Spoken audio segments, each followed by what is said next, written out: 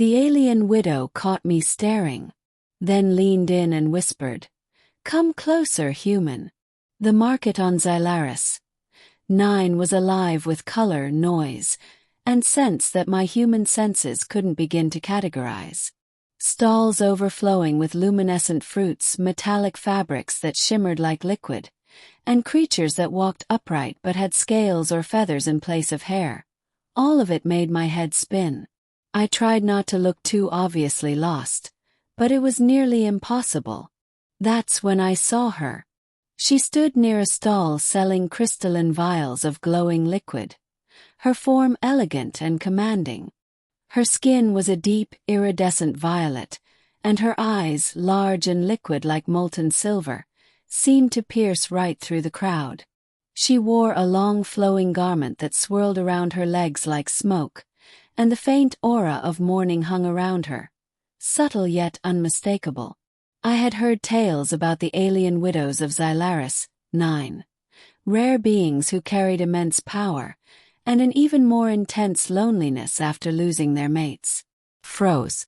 My curiosity betrayed me, and I stared. She caught my gaze immediately, and the effect was like gravity pulling me forward.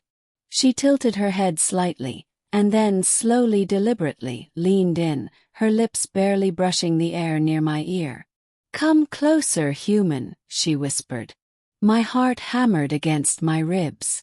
Part of me screamed to run, but another part, a reckless, foolish part, moved forward. Had no idea why. Perhaps it was the curiosity. Perhaps it was the undeniable magnetism she exuded.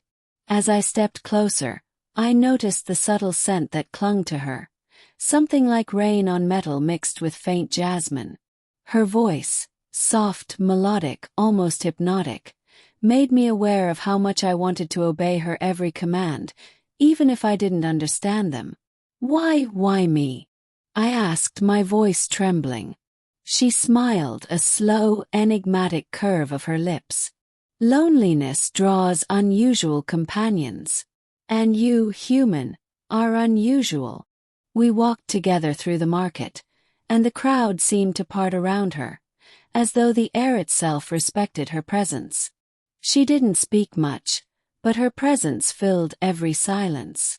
I tried to find my words, to ask questions about her life, her species, her loss, but each time I opened my mouth, the sound of her breath near me made me forget what I was about to say. Eventually, she led me to a quiet alley, far from the busy stalls. The walls glimmered faintly under the alien sun, reflecting her silhouette in fragmented shards. She stopped and turned to face me, her eyes glowing faintly in the dim light. "You feel the pull, don't you?" she asked. I swallowed hard, my throat dry. "The pull. The pull toward what is forbidden, the unknown," she said. Her gaze softened, and for a moment, the weight of her grief was visible. "Humans are fragile, easily frightened. Yet here you are." Her hand reached out slowly, brushing against mine. The contact sent shivers up my arm. I wanted to pull away, and yet my body refused. "Why me?" I whispered again, more insistently this time. "Because you are not like the others," she said. "You see, human, I have loved and lost. My mate, he is gone. And in that loss, I discovered the emptiness that nothing else could fill, until now." She paused, her silver eyes studying me. "Perhaps you can fill it, even if only for a moment." The words struck me with a mixture of fear and longing. I didn't know how to respond, so I simply nodded, feeling the enormity of her presence press against my chest. She leaned closer, so close that her lips almost brushed mine. "Do you trust me?" she whispered, her voice vibrating in my chest. I hesitated only a heartbeat before nodding again. The world seemed to shrink until it was just the two of us in that alley. Time itself felt suspended. She smiled faintly and tilted her head, studying me like a scholar examines a rare specimen. Then she did something unexpected. She pulled back just enough to let her voice carry over the space between us. "Come with me," she said. I followed, almost unconsciously, as she led me to a chamber tucked behind the market, a place that seemed untouched by the chaos outside. The walls were translucent, filled with softly glowing flora that pulsed like a heartbeat.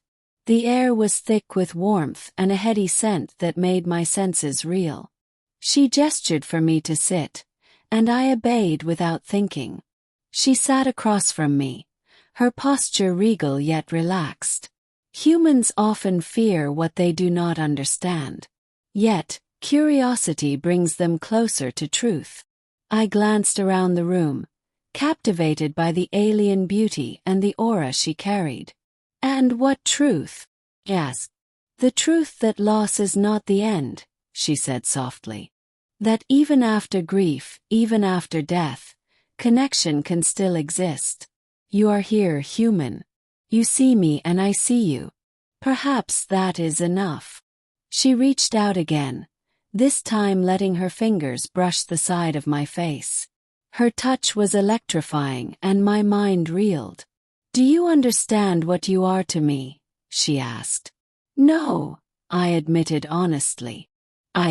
I don't know." Her eyes glimmered with an emotion I couldn't name. "Then let us discover it together," she said. We sat in silence for a long while, the pulsing glow of the chamber wrapping around us like a cocoon. In that silence, I realized that something profound had shifted. Fear had melted into fascination, hesitation into desire. Eventually, she rose, and I followed her lead instinctively. She didn't need to speak. Her presence guided me, her grief and her power a compass in the alien night. Before we left, she leaned in close one last time, her silver eyes locking onto mine. "Remember this, human," she whispered, her lips nearly grazing mine. "Some connections are beyond reason, beyond time.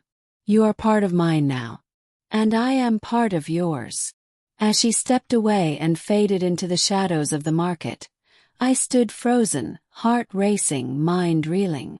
The alien widow had touched a part of me I didn't know existed, a raw, uncharted territory of curiosity, longing, and something more profound. I left the market changed. The world looked different now.